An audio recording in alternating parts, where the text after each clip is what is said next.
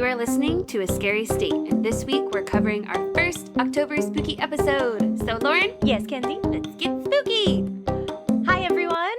So, as you heard in the intro, we are doing our fun episodes for October. Happy spooky season! Happy spooky season! The best time of the year.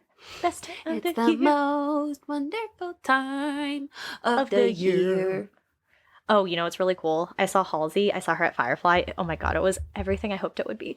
But it was on the fall equinox. And so she was like, this is awesome. She's like, I'm going to sing some like witchy songs. I'm like, this is so amazing. Love it. Everything I wanted. So I had an interesting dream. Yes. I don't remember too much of the context, but a lot of my dreams have been at like my old house, like old house. And we weren't there at first, but then we were, I think, at my neighbor's house. Mm-hmm. And at this point I don't remember too much, but the part I do remember is that somehow a bunch of people were at like my house, Mm-hmm. and my stepdad had just redone stuff, so the layout was not the same, but it was essentially that house. Mm-hmm. And there was a bunch of random people in there, and I'm in there and Roy's there. Aw. Yeah. Mr. Papa. Yeah.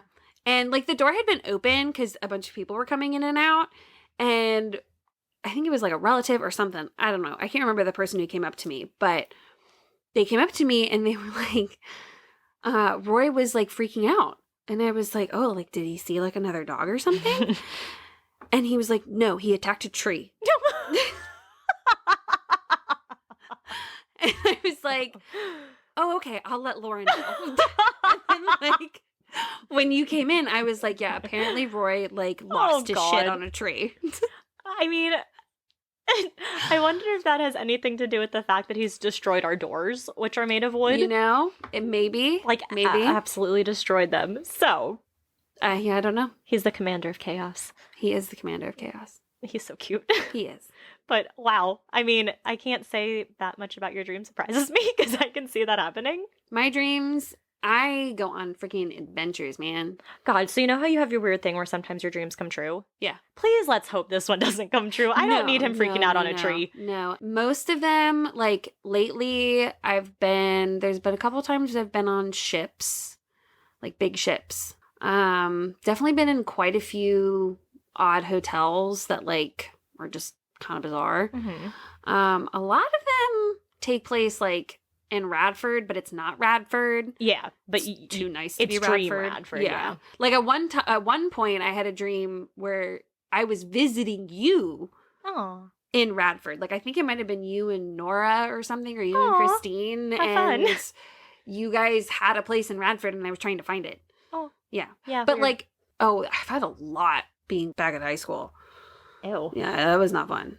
But I'm not in high school. High school reunion's coming up. Probably. Whoop, whoop.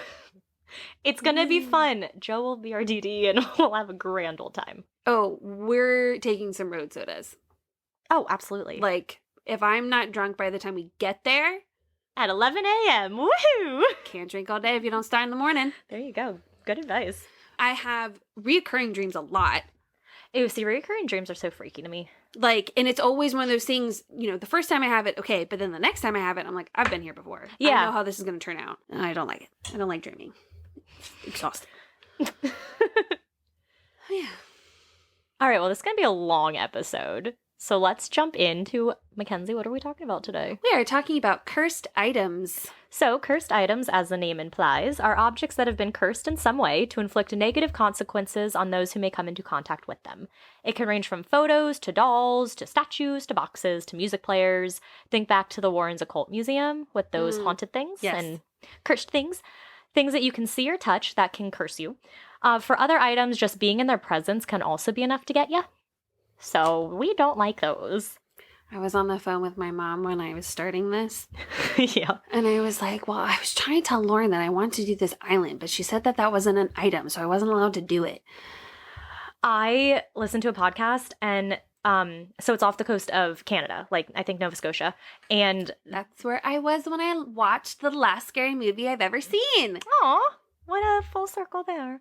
But it does sound really cool, so we should cover Oak Island at one point because there's like all this stuff that went on when they were digging the hole to like try to see if they could find the treasure. No. Yeah, but it's not a cursed item. But it's a cursed island, which is an item. You're stretching here. Anyway, I found something better. What are you talking about, Mackenzie? Cursed phone numbers. Ooh. And I went knee deep into this, and I started to go way into like subtopics that had nothing to do with phone numbers. And I was so engrossed in it that when my computer dinged when I got a text message, it startled me. I was doing research the other day at work, just a little bit to take a break, and my team lead comes up and he said something, and I like jumped, and I was like, oh my god, I'm sorry, you scared me. He's like, what is going on with me today? He's like, I just scared Emily too. And I was like, I don't know. But something got me. I don't know. It's something. So, cursed phone numbers, which hopefully you count that as an item. I will count that as an item. Thank you, because I already did all the research. So Yeah, you didn't tell me before. You're just like, oh, this is what I'm covering, by the way. That's okay. No, it's good. It's good. It's not an island, so we're fine. An island is more of an item than a number. At least that's a physical thing. You can physically touch things that dial the number. I don't know. Just right. tell me about this number. Phone. Okay. You're just a phone. So I bring you the story of cursed phone numbers. Some of these phone numbers curse people that own them, and some of them, or majority of them, curse them if you call them. So I'm going to be sharing the phone numbers and what could happen to you if you call it. And like, don't call these numbers. I have a whole disclaimer. Oh, just okay. wait. I have a whole thing. Oh, okay, perfect. And should you decide to do so, we are not liable for any bad things that happen to you. You deciding to call a number that can make bad things happen to you is a you problem, not an us problem. So proceed at your own risk. And if you do happen to call, send us what happened when you called. Well, yeah, of course. Yeah. If you survive, we'd want to know. Or if you know someone who did not survive when they called one of these numbers. Or even did survive and just had some creepy thing happen to them. Either or. We'll take it. Yeah, we want to hear the story. So, that's your mission for this week, is to send us those stories.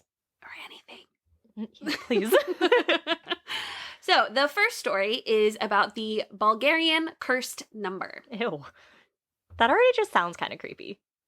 This one was definitely probably the weirdest one. Some of these are more creepy than cursed. Like a couple of them are creepy. Mm-hmm. A couple of them are cursed. Okay. So we got a little mix of both. Okay. So the first number is a bit different than what you think of with cursed phone numbers. Calling this number will not cause any harm to you, at least according to the legend. It is owning this number, meaning that this is the number that people call you. Yeah. To get in touch with you. That's what brings you the bad luck. Or in this case, these gentlemen, a very untimely and unexpected death. Oof. The first owner of the phone was the CEO of the company who issued the phone and the number, Vladimir Grashnov. Are you going to tell us the number? Yeah. Okay. Who shares a birthday with yours truly. Oh. And was given the number, see, patience, I'm about to read it. Oh, yeah. 088 8888 888. Does that scare you that part of your phone number has that in it?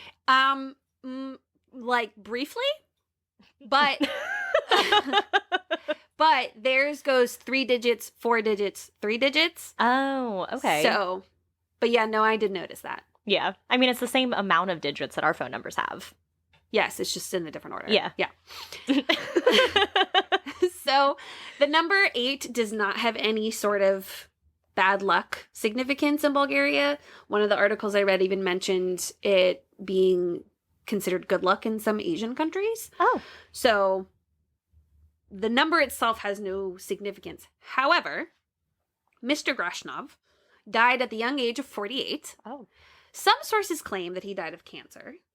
Several even claim that the cancer was caused by a business competitor who made some sort of, wasn't quite sure what they made, what kind of materials they made radioactive, but they made something radioactive. And like gave it to him, and that's how he... Yeah, and that's how supposedly he got the cancer. But according to this one site, Ghost Machine, who was very interesting, and I liked the way that he, or she, I'm not really sure, or they, wrote things. Okay.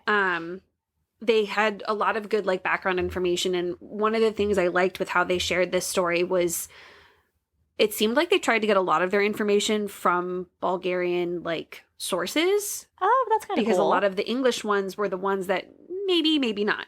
Yeah. Kind of thing. Yeah, as we have learned going to other countries. Yep.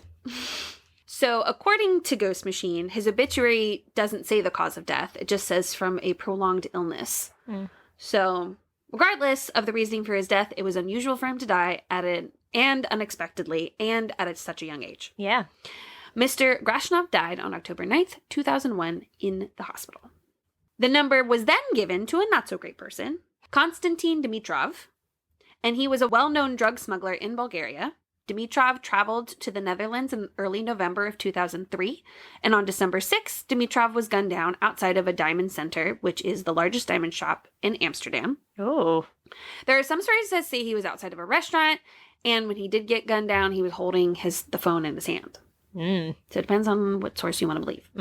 The last person who had an untimely demise was a real estate businessman by the name of Konstantin, spelled the same. Oh, interesting. Dishlev. No relation to the other guy. Unrelated, his widow's name is Deslava Dishlev. What a name. What a name. I don't even know if I said that right, and I said it sounded so really good. Confidently. No, I had absolutely no doubts with you. I had no idea what just came out of my mouth. There's no way I can replicate that. I think you did a great job. If you didn't get it the first time, rewind. This is not happening again. Nope. So Dishlev was gunned down outside of an Indian restaurant in the Bulgarian capital of Sofia, which is, I love that name. It was rumored that Dishlev was a real estate mogul by day and one of the largest distributors of cocaine by night. Seems like drugs have had a little theme in this. Yeah, and that's when I was reading it, I was like, even some of the sources said the first guy might have done some shady business deals. Interesting. But then some sources said that he was like an honest dude. Oh. And so I was like, okay, like I get a cursed number, but if they're all shitty people, like. Yeah. But it is kind of odd that within the span of like 5 years, when all these people had this number, they all died. Yeah. So it was never confirmed that he was this drug lord. But the phone number did not change hands again while the police were investigating the case, and it is still open and unsolved today. Most sources claim that the number is officially out of service, and if you call it, then you're going to receive an out-of-service message. But Ghost Machine made a few solid points. One, in order to get an accurate response to the call, you have to call the out-of-country code for the U.S. and the into-country code for Bulgaria. Oh, okay. And if you don't include that, it's going to say it's out of service. Oh, okay. Or out of range or whatever. Yeah. And then you also include the number, and if you don't do that, it's not going to work. Okay. The second is the curse is for those who own the number, not who call it. So as far as anyone knows, no one calling this number is going to like perish. So even if you tried to call it to see what happens, nothing's going to happen. And I mean, in all honesty, we've probably called that number when we've been young doing prank calls, like 888. Right. Well, and it's also like the point of this story is that it's not calling it. That's the problem. Exactly. It's owning it. Exactly. So, but if you're cool with paying the fees that come with making a call to another country, the number is 011-359, then all the eights. The Ghost Machine also did a reverse Google search, and apparently someone may actually own the phone number. Might be maybe one of the Bulgarian rugby players or something like that. With like the 359 before it? Like the whole actual number thing? Yeah, the 088 8888. Yeah. 888. Yeah. 8. So far, nothing has been reported on their current status or how long they've had this number for. Others say that the company disconnected the phone after all the hullabaloo with untimely deaths. So we'll have to keep a watch out to see if this owner survives. So that's the Bulgarian phone number. I have a creepy story. Go for it. One Facebook group I was in said that the book The Harrowing was a really good book, right? They said it's like a creepy book about a Ouija board, so I ordered it, of course. I got it on Amazon, got it used because that was cheaper. It got delivered, and I'm looking through it, and in the back is a phone number. I sent you this text message a while ago when I got it. There's a phone number. I was way too scared to call the phone number from a creepy book about a Ouija board. And so I tried looking it up online, and all of the results online were like these weird, just things that were like 500 different businesses that this number was related to. So I never called it. I wouldn't let anyone call it because I said, that's just bad juju. We're not doing that. Yeah. So I was reading it at the beach, and Mom and I were too scared to bring it back home with us. So we left it on a lamppost at the beach, and we just drove away. And I also kept it in her car because we had to stay on the 10th floor of this building and I had to take the elevator. It was awful. But I said, this book is not coming in an elevator with us. And so it stayed downstairs and it stayed in Ocean City. Never know what the number was. It was so creepy. Are a nut job. Well, I hated elevators already, and I'm not going to bring a creepy book onto an elevator. Fair. Thank you. But then why'd you get the book? Well, I read the book. It was good. Oh. I just didn't want to bring it on the elevator with me. Fair. Yeah, thank you. So, this next number is more of a creepy than a cursey. It is 1-877-77-CREEP. Oh, really? Mm-hmm. Okay. 1-877-772-33. Oh, I didn't include enough numbers. Crap, and I don't know what it is. When we texted with the beep boop boop. Oh, yeah, we would have been able to see that in our sleep. Right. So, okay, hold on. 1-877-77-2-7-3-3-7. Okay. I forgot the last 7. 27337. Yeah. Roy, the tree attacker, has entered the room. So lucky for you, some of these sites that I found these numbers on either decide to call them themselves or posted a link to other people who decided to call them to see what happens. Amazing. Now, you nor I have to, should you decide to ignore my disclaimer at the beginning of the story. We don't have to call these numbers. Perfect. I think this is why I started getting nervous because I'm cool to read shit. It's listening to it and not knowing what's going to happen. That's why I don't like scary things. I was listening to a podcast once, and they were like, here's a voicemail. It said to be cursed. If you don't want to listen to the voicemail, skip ahead. I skipped ahead. Oh, yeah. I was like, I'm not taking that chance. So, our creepy number, it was created by the company, Creep Company, or Creep Co., and they sell horror-themed apparel and created the number for just some spooky fun. Okay. And when you call the number, it gives you a menu of options of spooky things that you can listen to. You can listen to things like scary urban legends, spooky music. I mean, that's actually really cool. Yeah. And when I listened to the recording, it was kind of hard to hear, but I did hear the recording be like a creepy voice. Mm-hmm. And it'd be like, for blah, blah, blah, press 6. Okay. Blah, blah, blah, you know. So if you're going to call any of these numbers, this is your safest bet. Nothing should happen to you. Okay. And if it does, that was information that I was not privy to. So. Okay. If you want to call, because you just can't contain yourself, do that one. Or you can call Wrinkles the Clown. Oh my god, I've heard this one. So. Oh, there's a documentary. Stop spoiling my stories. I'm going to ban you from talking. Sorry. Shush. Okay. Sorry. Just because you know it doesn't mean other people do. God. All right. I'll be quiet. I won't, but Do go you ahead. know the number? No. Okay, then. Oh my god. 407-734-0254. So this might also be one that you can call and you should be fine. Again, in case you decide to ignore my warnings. So in the mid-2010s, the number began circling around and it would bring you to the voicemail box of Wrinkles the Clown. The idea being that this clown would come and scare your children into behaving if you paid him a good price. Awful.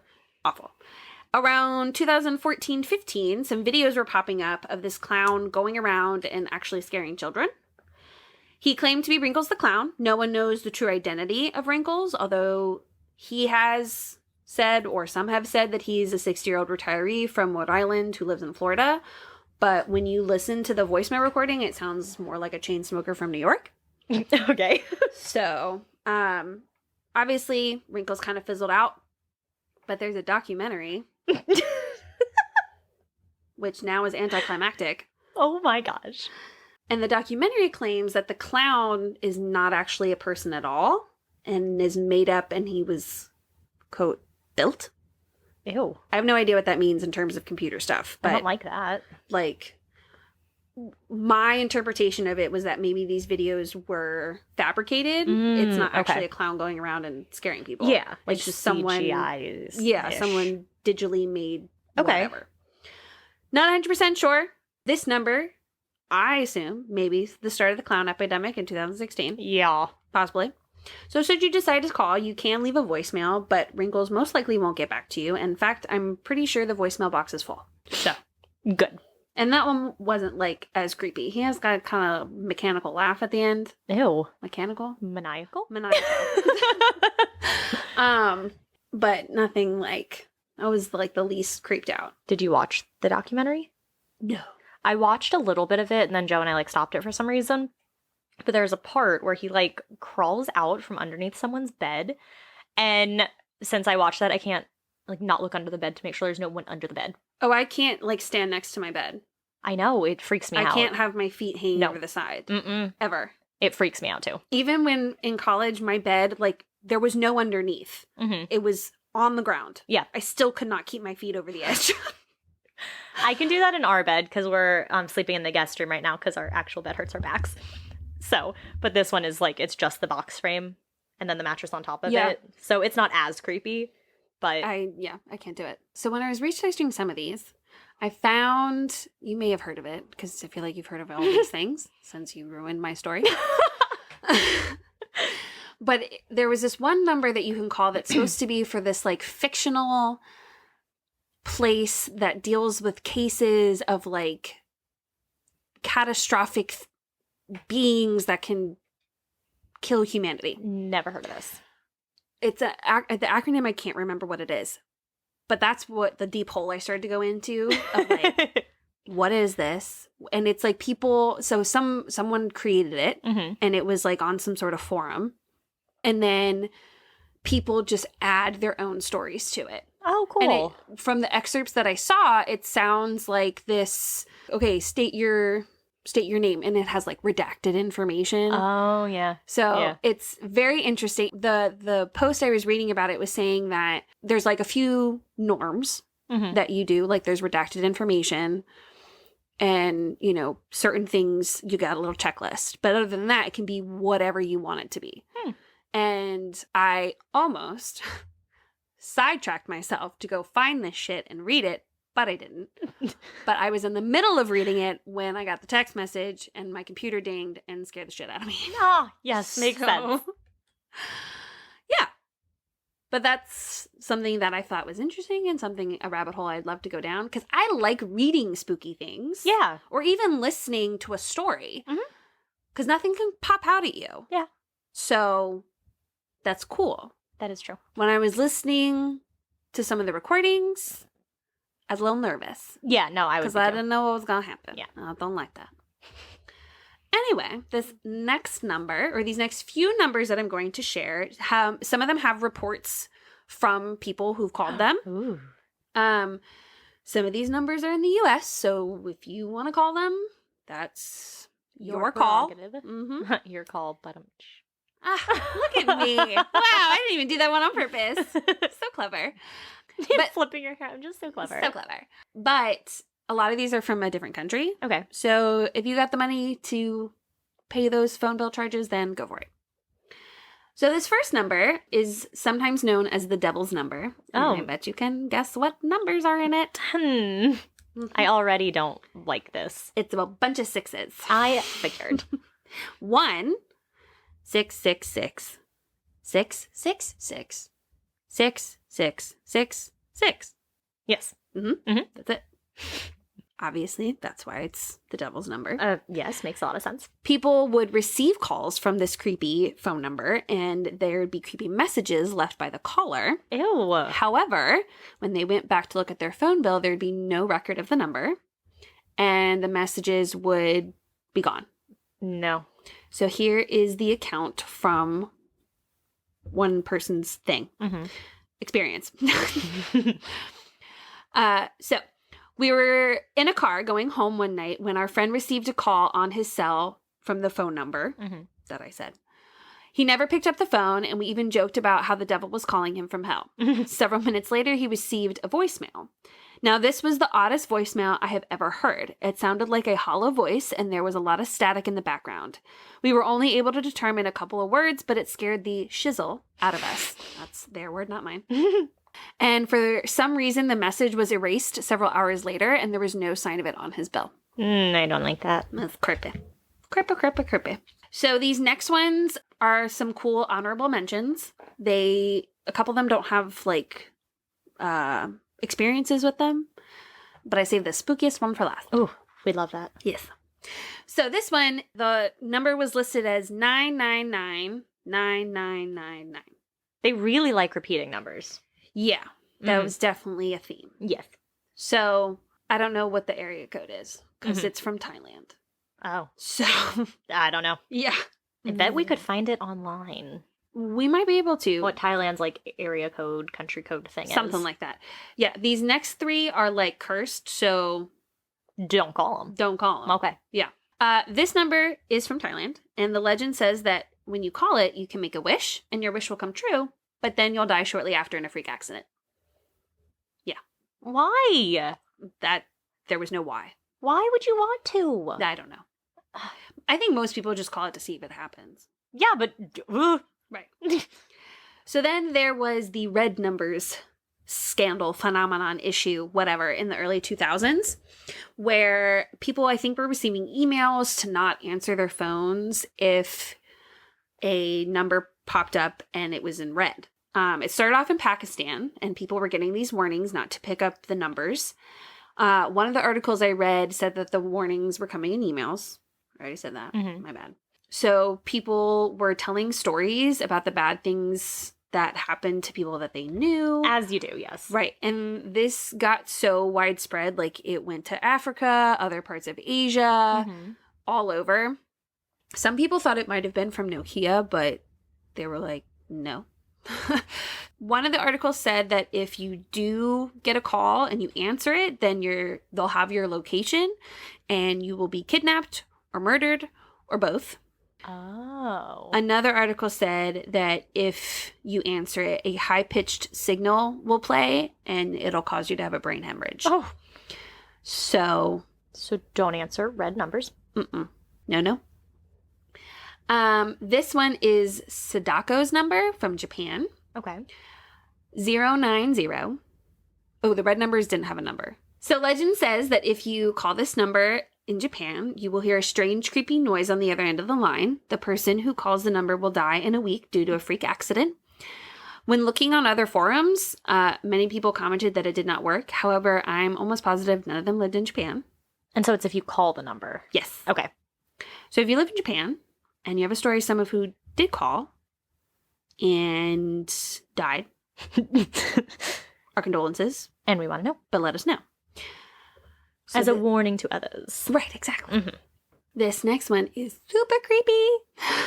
Super creepy. So this is by far the creepiest of all my number stories. Okay. In the 1970s, a British phone booth technicians had a test call number that they would use to test out phone booths. For all our Gen Z listeners, before everyone had cell phones, you could call people from public payphones. You would put some change into the machine and then dial the person you wanted to call. Because this number was a test number, it didn't cost any money to call it. So mid-1970s, people soon discovered that a disturbing message would be heard if you called the number, which was not what it was supposed to do. What it was supposed to do. So if you called it, you would hear a woman's eerie voice saying, "Help me, Susie's dying," over and over and over again. Ooh, that gave me chills for some reason. As it should, because it's fucking creepy. So here are some little snippets from people's experiences. Back in 1975, when I was 9 years old, some of the kids I hung around with insisted we all pile into the nearest phone box to hear a spooky message. I think the number you dialed was made up of zeros, ones and twos, and you obviously didn't need to insert any money. You could hear a woman speaking in a curiously monotone voice saying, help me, Susie's dying," over and over. Sometimes she said, help me, Susie's drowning," always in the same monotonous voice. Monotonous voice. Look, I got the name of that lady, and that's about as good as I'm going to do today. That's our peak here. Yep.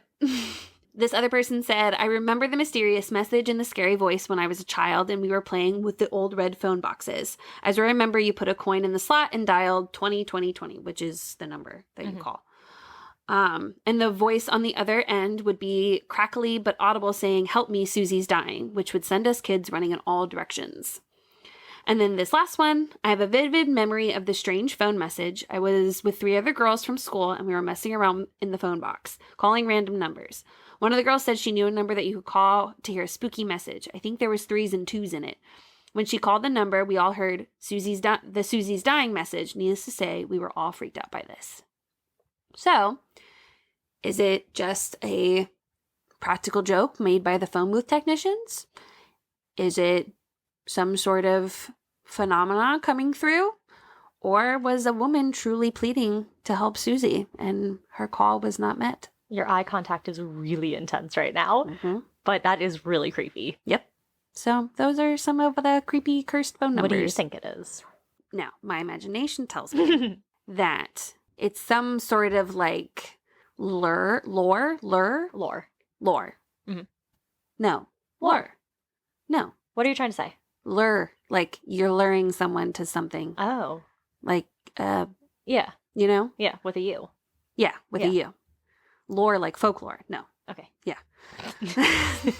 That it's like you know how you've done those stories where it's like they have the children or whatever because people are drawn to the voices of children and things like that, so they follow it. I think it's something like that. Oh.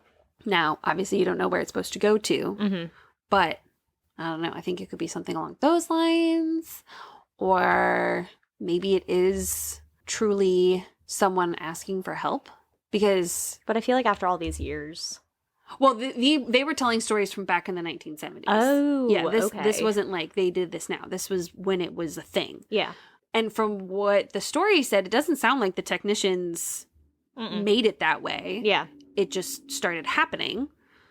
So either someone was real tech savvy back then. And able to like hack it or something. Right. Yeah. Or you can't leave a message on a phone booth phone. So. Oh, you mean like voicemail? Yeah. Oh, yeah. I don't know. So.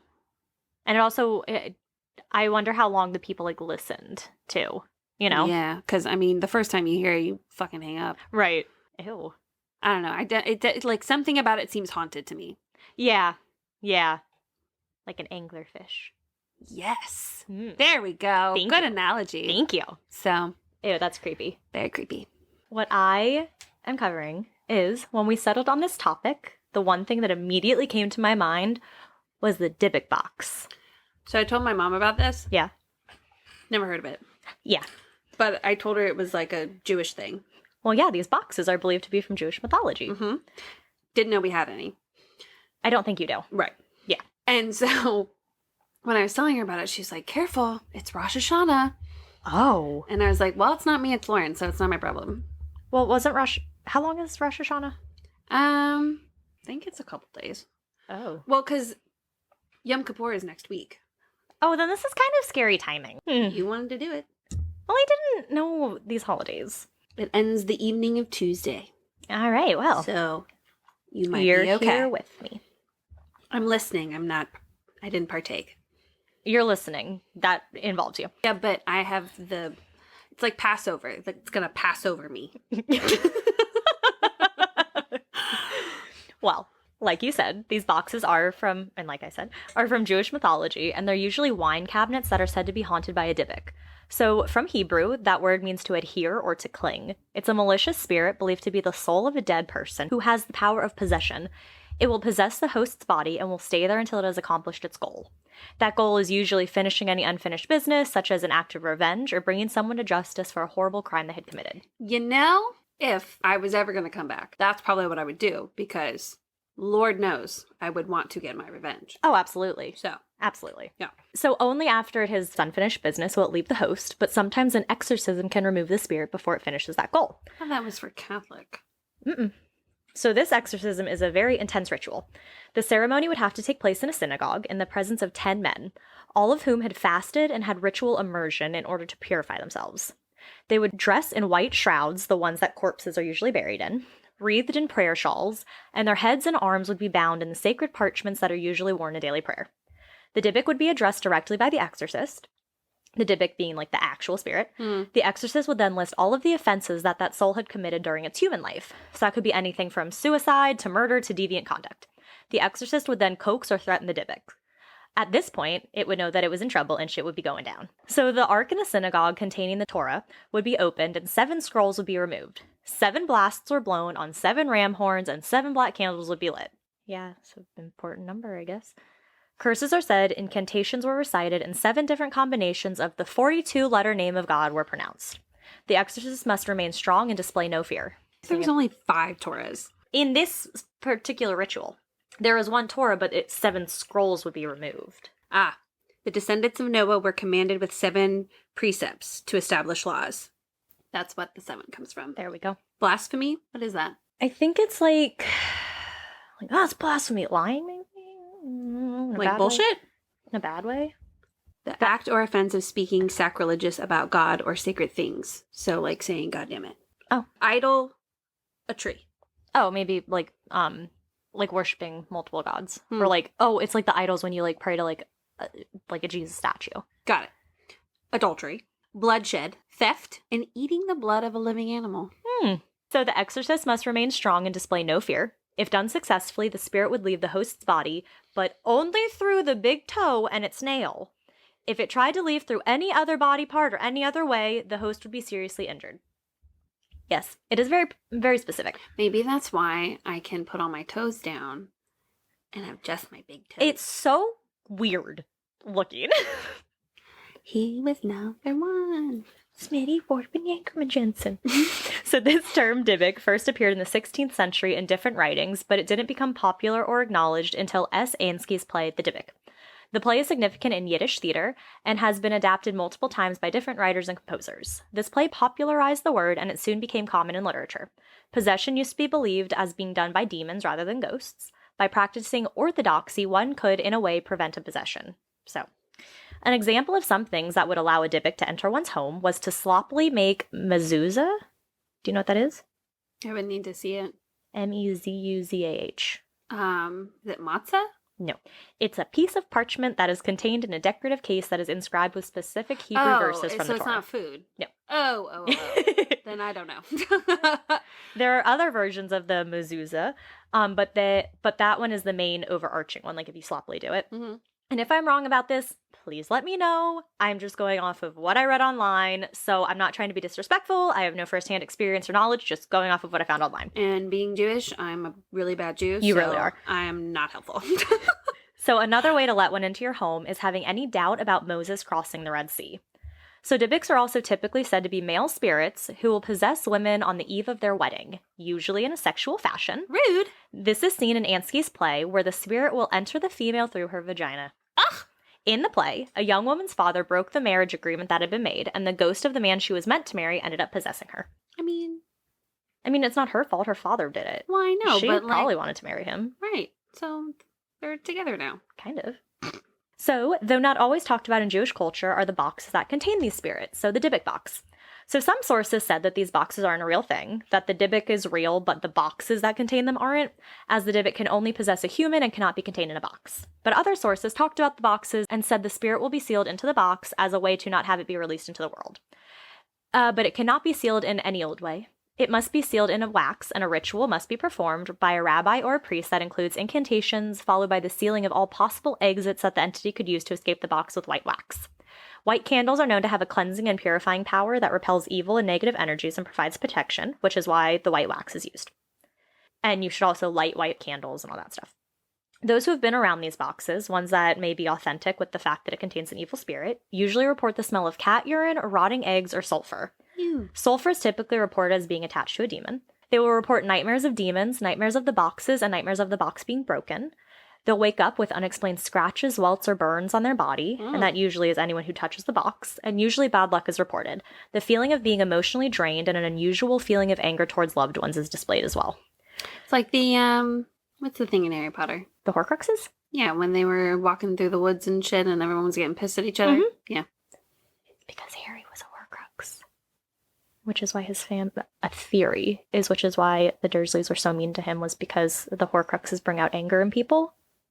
And so it's believed that they kind of fell under its spell. That doesn't make any sense. Yeah, it does. For that situation, but it's not like everyone was like that to Yeah, him. I know. But it could be because they were muggles. I don't know. It was because it would happen to Ron when he held it. Which was a different Horcrux. Right. Yeah. I gotta read the books again. Yeah, you do. So, the particular Dybbuk Box being a wine cabinet gained notoriety in 2003 when a man named Kevin Mannis bought a wine cabinet at a yard sale in Portland, Oregon, then auctioned it off on eBay. He had written up the whole story in his eBay description about the box that featured a Jewish Holocaust survivor and different paranormal activities and events that occurred because of this box. His description and story of the box went that the box was originally owned by a Holocaust survivor in Poland named Havila, who had lived until the age of 103. Havila's parents, siblings, husband, and children were all killed. Havila and other survivors all fled to Spain and hid out there until the end of the war. When she had immigrated to America, the wine cabinet was one of the 3 things she had brought with her. After Kevin bought the box, he learned of its origin and tried to give it back to the granddaughter, who had been the one selling it. She was insistent that he take the box. She told him that it didn't have any sentimental meaning to her, as Kevin had thought. The granddaughter said that her grandmother had kept the box stashed away and wouldn't let anyone open it, touch it, or near it. While growing up, she was never allowed to touch it and wasn't allowed to be near it. I wonder why. Havila, the grandmother, had once said that the box contained the malicious spirit of a Dybbuk, and that this box had paranormal powers and abilities. Before the grandmother had passed, though I'm not really sure when she did, she had asked to be buried with the box, but due to Orthodox tradition, that wish was unable to be granted. Havila's granddaughter warned Kevin that if he ever opened the Dybbuk box, this is the first time he ever heard that word, that bad things would happen. So Kevin took the box to his furniture refinishing shop, didn't listen at all, and opened the box. Of course he did. Inside, he found 2 U.S. wheat pennies, so those really old-looking pennies. Yeah. That dated back to 1925 and 1928, 2 locks of hair, a dried rosebud, a 4-legged candlestick, a golden wine cup, and a granite sculpture that had the Hebrew word shalom inscribed on it. That means hello. Oh. Carved into the back of the box was the Shema, which is a prayer that is very important in Judaism. Yeah. Yep. After opening the box, Kevin then left it in the basement of his shop. One day, Kevin went out to run some errands, but soon received a frantic call from a salesperson who told Kevin that someone was in their shop in the basement and was smashing things and swearing. Kevin sped back to his shop to find all the lights in the basement broken and the room smelled like cat urine. Kevin said that his employee left the shop that day and never returned. So, because Kevin had a furniture refinishing shop, he decided to work on the box, but ultimately decided not to refinish it, but rather to just clean it up, bring it back to its original glory. On his mother's birthday, she came by his shop, and he presented her with her birthday gift, the box he had just cleaned. They went out to lunch. In the middle of lunch, Kevin had to step out to take a phone call. While on the phone, he was interrupted by an employee from the restaurant telling him that something was wrong with his mother. He came back in, and his mom was sitting in her chair, expressionless, crying, and completely unresponsive. 911 was immediately called, and she was rushed to the hospital. Thankfully, she made it there in time and was treated. It was found that she had had a stroke, which left her unable to speak for some time, and she was only able to use a spell board, in which she would point to different letters to spell words in order to communicate. One day, Kevin asked her how she was doing, and she spelled out, "no gift." When he told her that he had, in fact, given her a gift on her birthday, she spelled out, "hate gift." When she finally recovered, Ida, the mother, stated that when she opened the box, she felt a cold breeze and experienced pure evil coming out. That is when she suffered the stroke. So Kevin took the box back and gave it to his sister, who kept the box for about a week before giving it back to Kevin. He then gave it to Kevin. I know. He then gave it to his brother and his brother's wife, who kept it for 3 days before returning it. His brother claimed the box smelled like jasmine flowers, but his brother's wife claimed it smelled like cat urine. She also said that it would open on its own, and she would just have a feeling of dread surrounding the box. The next person who got the box was Kevin's girlfriend. Kevin's girlfriend didn't want it either and told him to just sell it. Kevin clearly wants to kill everybody he knows and loves. Right. So he sold it to a middle-aged couple, but just 3 days later, it was sitting in front of his shop with the note that said, "This has a bad darkness." Okay. Let's pause here for a second. Yes.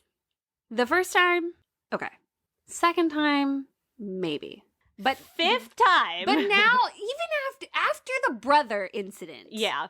If that's not enough for you. Stop giving the box to people. It's not good. No. So he took the box back to his home and left it there until he could figure out what to do with it. At one point, a brother of one of his store employees died by suicide after accidentally knocking the box off of a shelf while he was visiting the shop. Then just a couple years later, that employee ended up also dying by suicide. So while Kevin had it in his possession, he started to have horrible dreams. He said, quote, "I find myself walking with a friend, usually someone I know well and trust at some point in the dream. I find myself looking into the eyes of the person that I'm with. It is then that I realize that there is something different, something evil looking back at me. At that point in my dream, the person I am with changes into what can only be described as the most gruesome, demonic-looking hag that I have ever seen. This hag proceeds then to beat the living tar out of me." He would wake up right at that point every time and find bruises and marks all over his body. When his sister, brother, and brother's wife stayed the night once, they all had the exact same dream. Kevin's girlfriend also admitted that she too had the same dream when she had owned the box. Soon, Manus, as well as anyone visiting his house, would see shadow figures walking around. He then moved the box to a storage unit outside to keep it out of the house. But soon after, the smoke alarm started to go off in the unit, only for Kevin to run out to check and find no smoke. He would only find the smell of cat urine. Oh my god. Which soon permeated into his own house. Frightened by the box, Kevin brought it inside again and started to look online to see if he could find any information about this box, but at some point he had fallen asleep and woke up at 4:30 from a nightmare. Oh my god. What woke him up was the feeling of someone breathing on his neck and the smell of jasmine flowers. Oh my god, oh my god, oh my god, oh my god. He again saw a dark figure lurking down the hall. So, I know. So this brings us to when Manus put the box on eBay, hoping, one, My feet up. to get more information about it, and two, sell it to someone to take it off his hands. Someone who maybe had more experience in this realm than he did. He had ended his eBay description of the box with the words, "Help me." Finally, in June 2003, a man named Yosef Nietsky, a student from the University of Missouri, bought the box. But after just 8 months, Nietsky had the box back up on eBay after claiming that it had caused him and his roommates to suffer from insomnia and other illnesses. Oh my god. He experienced car troubles, strange smells, and even hair loss. Electronics in his house would malfunction or just stop working altogether. Lights would turn on and off by themselves. Objects would be misplaced or straight up missing. Strange smells would appear, and blurry figures would be seen roaming around. Nietsky was able to sell it to Jason Haxton, director of the Museum of Osteopathic Medicine in Kirkland, Missouri. And we talked about osteopathic stuff in our Washington episode. Yeah, that was the thing where you bend like the bones and muscles and stuff. So this guy bought it for $280. Haxton also claimed that he too experienced some paranormal activity while in the presence of the box. But I guess it didn't matter as much as the anti-aging effect that the box had on him. He did claim that when he first got the box, he experienced welts and hives. He also at one point started coughing up blood and experienced chronic choking. He said that he had seen strange lights and figures, but he also said that, quote, touching the box almost puts it into a liquid state, which I don't understand what that means. He would also smell jasmine flowers and cat urine.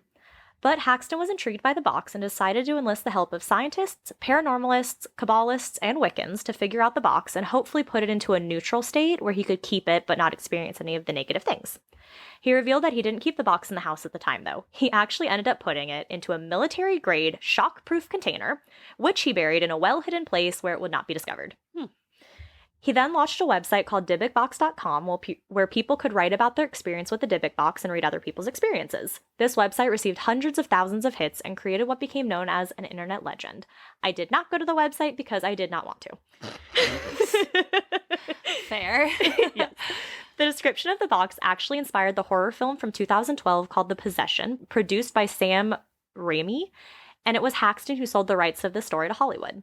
Director Ole Bornedal told Entertainment Weekly that really weird things happened during production of the movie. He said that things that were under the neon lights would randomly explode, and that just This is why you don't do movies about cursed shit. Right. Like, duh. And just 5 days after wrapping up shooting for the movie, all of the props were destroyed in a mysterious and strange fire.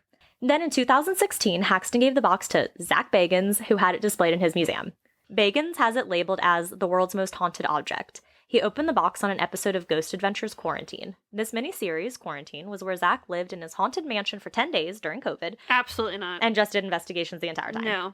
So he investigated this box, and after opening the box, he claimed that he heard it say in a child's voice, Kevin and evil.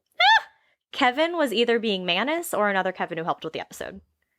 Manus had also given Bagans a second box and told Zach that there are 10 total hidden around the globe. He said that Havila had told him that herself, along with a few other Jewish women, had summoned an evil spirit to help the Jews fight against the Nazis during the Holocaust. But they weren't... That's fair. Oh, absolutely fair. But they weren't able to control such a powerful and evil force. Yeah, that can happen. He said that Havila believed that the same spirit is responsible for some horrible disasters to include the Korean War. She soon realized their error of summoning this demon, and they were able to eventually capture it and separate it between 10 Dybbuk boxes that are now around the globe. Which is like the Horcruxes in Harry Potter. I wrote that in my notes. See what happens when someone ruins your story? You didn't ruin it because I talked about it anyways, Mackenzie. But yeah, I literally wrote in my note, this reminds me of Horcruxes. I was about to say that this sounds like an episode of Charm. You've never seen Charm? It's these 3 ladies. They're witches. Oh. They're sisters. And they got to deal with a whole bunch of stuff that happens. And it just sounds very much like a Charm episode.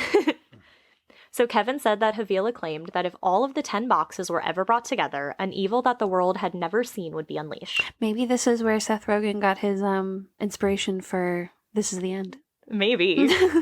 That is like the best Hangover movie. We watch that all the time when we're hungover and can't get off the couch. I don't know why. I've only seen it once. Oh my gosh, I've seen it so many freaking times. I think probably because I thought it was scary. Oh yeah, it's not scary. No, but Come spend a hungover Sunday with us and we'll watch it. if I'm hungover, I'm not moving. You can come to me. Okay. Okay. So after Manus gave Bagans the second one, he now had 2. Manus had 6. Why? I don't know. Meaning there are 2 others in the world that have yet to be found. And I know. You know, it's just like, leave well enough alone. I know, like we don't need like, any more why? curses. Like I get it. I get curiosity, but there's a reason why the saying is curiosity killed the cat. Mm-hmm. Because you're about to get killed. Yeah. But Zach Bagans has all these creepy things, so I guess it's best that it's there than in anyone else's possession. But she just said to not have them all together. Well, he has 2. The other guy has 6. So they're separate. There's also security camera footage of Bagans touching the Dybbuk box while his good friend Post Malone was holding onto his shoulders while peering over them. This chain of touching the box would have been enough to curse him. Like, curse Post Malone. Mm-hmm. He even said that he saw a dark figure after that and that the figure followed them out of the museum. Ooh. In the following months after touching Zach, who was touching the box, Post Malone's private plane had made an emergency landing. His home in San Fernando Valley was broken into, and he was involved in a car accident. In an appearance Malone had on Late Night with Seth Meyers, he said, quote, "After we opened up this creepy Dybbuk box, I got in a car accident, I almost had a plane wreck, my house got broken into, all that type of stuff. Within a month's time, it was really, really odd stuff. I've always had an interest in that." So, like, a really fun fact, though, his actual name is Austin Richard Post, and he got the stage name Post Malone from a rap name generator. That's hilarious. So I took the liberty of looking up our rap names. Yay! Yours would be the Notorious Bone Busta. Ooh. And this website I found comes with a whole story. So you're a rapper from Reno, and your main fashion accessory is a ruby-encrusted crown. Ooh, hell yeah. Your first mixtape was an experimental exploration of old-school rap. Ha! Love it! And you made your name by getting into a fistfight with a journalist over who was really the greatest rapper of all time. Hell yeah! Your rap nemesis is Hot Toddy. Is that a person? No. Okay. So mine would be MC Lady Bullet. Mine's cooler. I'm from Memphis, and my main fashion accessory is a pair of Nike-branded underpants. My first mixtape was an experimental exploration of goth rap, which I can get behind. My name came from me forming a gang in order to perform a live rap version of West Side Story on the streets of LA. Oh my god! And my rap nemesis is Daddy Warbucks, with the A's as @ signs and the S as a $ sign. Fair. So That's great. So yeah, we're the Notorious Bone Busta and MC Lady Bullet. Speaking of West Side Story, Wicked is coming to the Kennedy Center, and we should go. Absolutely. Yeah. I will absolutely go with you. Yeah. Absolutely. Okay, cool. Yay. Yeah. So if you want to view this box, you are required to sign a waiver that releases Bagans from any liability if anything bad happens to you while viewing the box or immediately after viewing the box. I mean, fair. Yeah. He told a writer for the website inputmag.com, who had a great article about all of this, that since owning the box, there have been many documented experiences that people have had, like Zach himself, crew members, museum staff, and even visitors. Many visitors have been negatively affected in the Dybbuk Box room, and some have even had to be escorted out of that room by EMT personnel on a stretcher. Bagans was quoted as saying, quote, "I think there is so much more to the Dybbuk Box, and regardless of its origin, it is very much cursed and evil. The Dybbuk Box has been the focus of books, a major motion picture, and TV shows. There is more to this powerful cursed item. Its story is still being told." How philosophical. So was this story fake, and did this box really exist? Well, on October 24th, 2015, Manus wrote on Facebook, quote, "I am the original creator of the story of the Dybbuk Box, which appeared as one of my eBay posts back in 2003. How about this? If you or anyone else can find any reference to a Dybbuk Box anywhere in history prior to my eBay post, I'll pay you $100,000 and tattoo your name on my forehead." So he is claiming that, yes, the Dybbuk is a real thing, but the box is not. And that he created the whole lore and story behind the spirit being in a box. So the spirit's real, box is not. Oh, okay. So I see. So is it like what? People are like self-fulfilling prophecy, like pseudos, whatever? So, in 2001, Manus actually told Input Magazine that all of his claims and stories about the box were not true and were entirely fictional. He said, "The carving in the back of it is my carving. The stone that was in the box is something that is a signature creation of mine also. Make no mistake, I conceived of the Dybbuk Box, the name, the term, the idea, and wrote this creative story around it to post on eBay." Damn. He also said, "I am a creative writer. The Dybbuk Box is a story that I created, and the Dybbuk Box story has done exactly what I intended it to do when I posted it 20 years ago." That's like This reminds me of like that famous radio broadcast where War of the Worlds. I don't know the name, but it's like they said that there was an alien invasion coming and Yep. people were losing their shit. Yeah, War of the Worlds. That reminds me of that. So he goes on to say, which is to become an interactive horror story in real time, and that he added new elements to the Dybbuk Box story over the years to help evolve it, keep it relevant and interesting. That's like kind of like the thing I was telling you about earlier, where it's like someone made up this story of this. Mm-hmm. It's supposed to apply to like real world shit, but it's all made up. And Yeah. people can just contribute to it. Mm-hmm. I was exactly thinking of that website when you said that. Yeah. So the hair in the box even belongs to one of Manus's friends. Damn, he swindled fucking everybody. Yup. He said that not everything in his story was fake, though. He did give his mother the box, and she did have a stroke.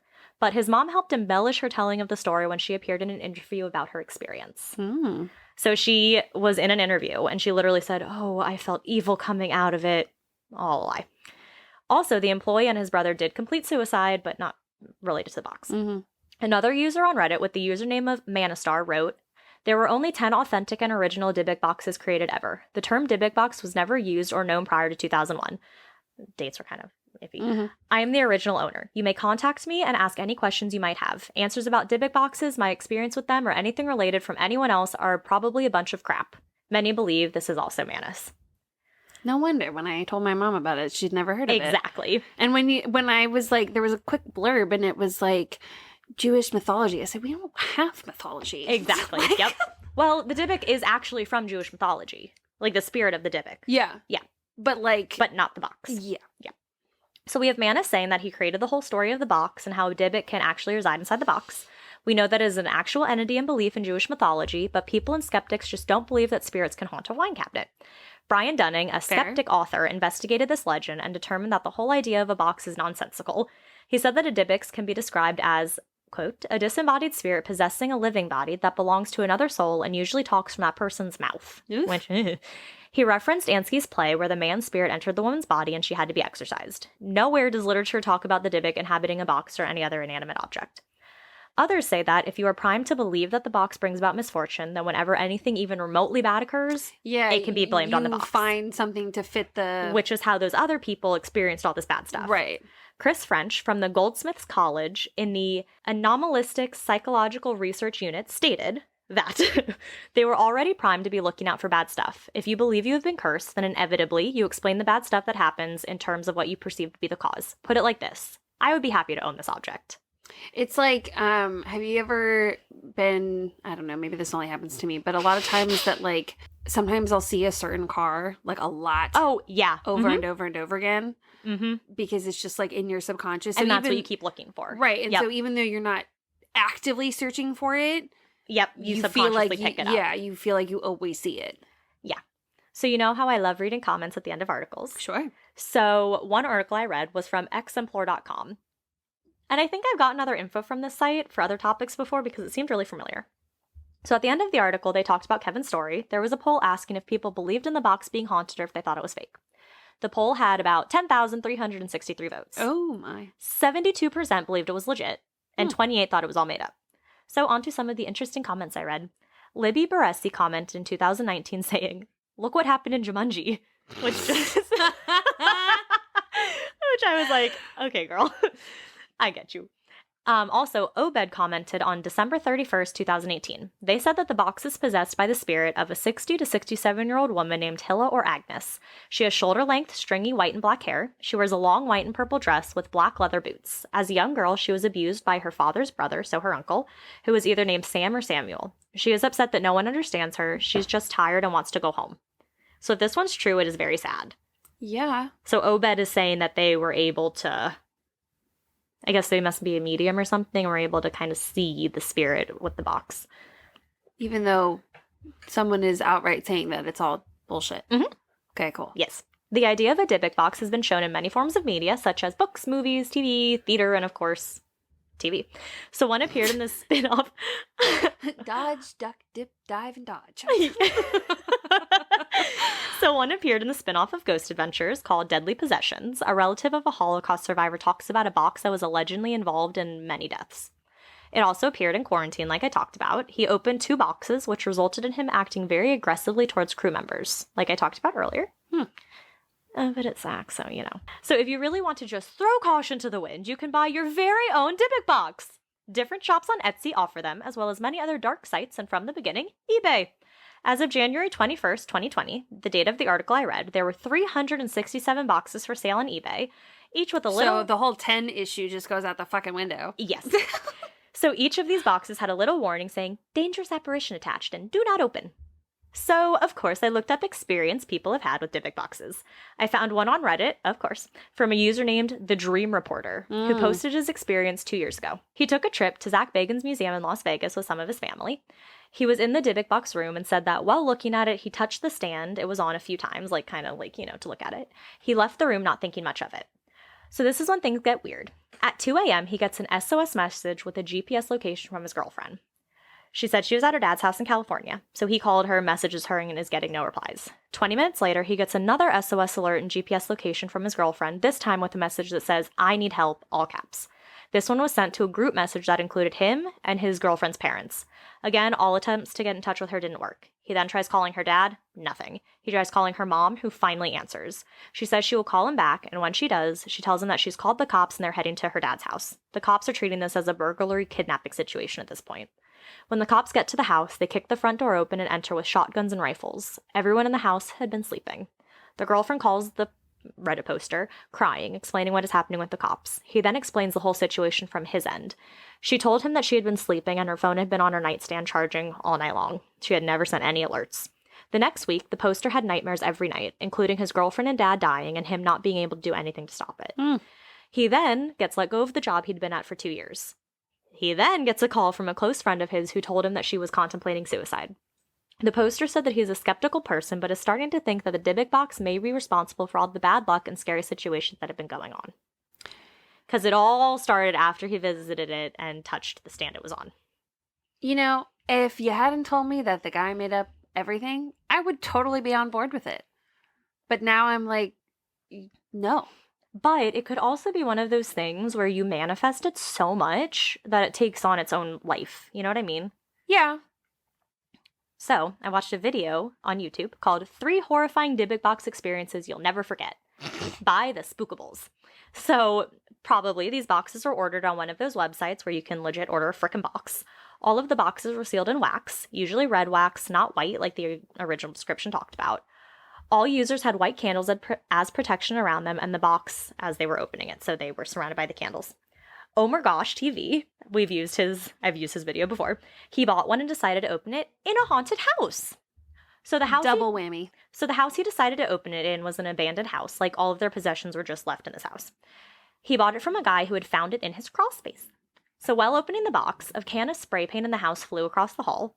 I guess throughout his time at the house, it was all too much for him, so he just up and left. But later the next day, he went back to the house to get the box. While he was back in the house retrieving the box, he heard a lot of thumps and unexplained noises. Like, why would you go back? Just leave the dang thing there. Yeah, just call it a loss. Then Joe from Urban Ghost Exploration also, I think, appeared in the same house that Oh My Gosh was in, because it looked like the same, like everything was the same. The hallway looked similar. The can of spray paint that had moved on Oh My Gosh's thing was still in the corner where it had been moved to. So he kept going back and forth between opening the box and exploring the house, which was like weird. So at one point, while walking around, he heard a disembodied voice say, leave, and another call his name. Then fucking leave, dude. He also kept seeing this random chair move. Like, it would move around and always be in a different place in the house. So the people who were editing the video, the Spookables, referred to it as a demonic form of musical chairs. So Joe ended up opening the box very delicately by smashing it open with a hammer. Inside the box, he found an old framed picture and some foam-like things. As he was upstairs leaving a room, he sees the chandelier in the main hall swinging. So he keeps taunting the spirit or whatever it is, saying, is that all you can do? Then saying, you know, I have the power and protection of God with me. Like, oh, sweet stop. He said that so many times. And then he keeps saying, so you can't do anything else to me. Like, stop. Well, I guess the spirit wanted to show what it could do because at some point he had a knife thrown at him. See, this is why I always say that of course I believe in ghosts, because I don't want them to prove any otherwise. Exactly. So Hunting the Dead, this other channel, also ordered one. Lights flickered and doors slammed and other things moved just while he was in possession of the box. So this guy was kind of weird. So he asked the chair behind him to move, and he's just staring at the chair. And it moved, and he does this whole and I'm like, sir? But you can't see anything, so there could easily be a person behind him who pushes the chair. Yeah. So the box was significantly colder than the surrounding areas found out by a thermal camera. And he was freaking out while opening the box, like getting nauseous and dizzy and lightheaded. Probably because he was hyperventilating. Yes. Yes. So inside, he found blood, a knife with dried blood, an old photograph, some feathers, and other miscellaneous items. He then started exhibiting signs of rage. He wanted to break the box and got mad about it. He even stabbed the box and saying, "I'm fucking furious right now." They had a spirit box going, that thing that goes through the channels. It said God and pagan. He said he wanted to blow out the candles, and then the box said now. So they were the only form of protection from the spirits. He blew out all of the candles, and before blowing out the last one, he goes, "These are the only protection we had." Then he blows it out. He is fine. Did a follow-up video about what was ultimately in the box, but like, I don't know, it was kind of weird. So weird. I know. And then Mind Seed TV. So the opening of the video said, "I would strongly suggest not to order these boxes. Play with dark magic or invite dark energies into your life. The following video is real and contains a box ordered from an online seller claiming it contains an evil spirit trapped within." The particular box was sealed in red wax, as the other boxes in this video were. So our dude uses an EMF around the box to check it, and the EMF goes wild. He opens the box and immediately it stops going off, like the moment the wax is broken. He said opening it that it smelled really bad. All that was inside was a crystal. He used the EMF to check the crystal and nothing happened. So he ended up checking the box again as well, and again, the EMF didn't go off at all. So it just went off before the box was open. He had a poster up on the wall behind him. That poster moved after he opened up the box. Stop it. Then just straight fell off the wall. Stop it. The guy was like, nope, and literally got up and left and went to stay at his brother's house because he said he didn't feel comfortable sleeping in his own house. Absolutely not. Right. I wouldn't either. Nope. So he returned the next day and reported that his devices started to malfunction, and one of the spookables claimed that they even saw in the reflection of the TV, like, so the guy's filming himself. They say in the reflection of the TV, they saw a face. But the guy, like, never commented on, so that's, like, super creepy. That's, like, the biggest thing that scares the shit out of me. Reflections? Yes. Yes, that's why I told you not to get a creepy mirror. 3 days later, more things happened. His studio lights would be on, though he knew he turned them off. A shadow figure in his studio was just roaming around, so he was sitting out in his car, and you see a shadow, like, move across. His dog was also experiencing things, like growling when she normally never does. His dog's face also swelled up, so he brought her to the vet and was told that his dog had been stung by a bee. So the poor thing, and I hated seeing that part because it looked so sad, but she's okay now. But again, all happened after the box was open. Then 4 days later, the guy reported that cabinets would slam when no one else was home. The light in his guest's bathroom was on, but he said he uses that bathroom as like a storage and never goes in there, so there's no reason for the light to be on. His stupid lights keep turning on their own, even though he turns them off. Oh, nope, that says studio. I don't know why I'm stupid. His studio lights keep turning on their own, even though he knows he turns them off when he leaves. The guest bathroom door opened on its own. He says a lot of stuff had been moving on its own. Doors closing, cabinets have been opening.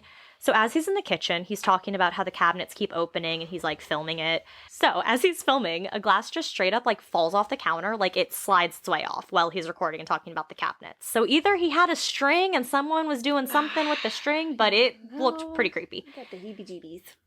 He said that he was leaving, but he let his camera continue to record. So he had it on the table and he's like doing his stuff. As he's getting his stuff together, Alexa thanks someone for the song suggestion, a song that the guy never made, starts playing the requested love song, a song that talks about being right there and never leaving. And he didn't bring that part up either. Like, I just heard the lyrics and I was like, why did you not mention that creepy thing? All right, so I've talked way long enough about Dybbuk boxes. They're just too fascinating to not keep researching. But points to take away. They are spirits that can be and usually are malevolent. Or not real. Though, no, the spirits are real. Well, in the box. Yeah. Though it is debated if these boxes actually show up in Jewish mythology. Never order one. Never open one. Just stay away from them. Stay scary, but not this scary. Because if you do that, you're definitely not staying safe. That's what we mean by stay safe. Don't mix yourself up in creepy things. Don't call these phone numbers. Don't buy these boxes. Don't open these boxes. But if you want to watch people open the boxes, there's a ton of videos online. Sure. Other people do it for you. Exactly. That way you can stay safe, but still stay scary. Hopefully, if anything creepy comes up, I got Albert. Yeah. Albert? No. Alfred? No, it's Albert. Wow. He's going to be upset you can't remember his name. He is. So, sorry. You can call him A. No, I like Albert. Okay. Unless it's Alfred. I think it's Albert. I'm pretty sure it's Albert. He'll let you know tonight. God, I hope not.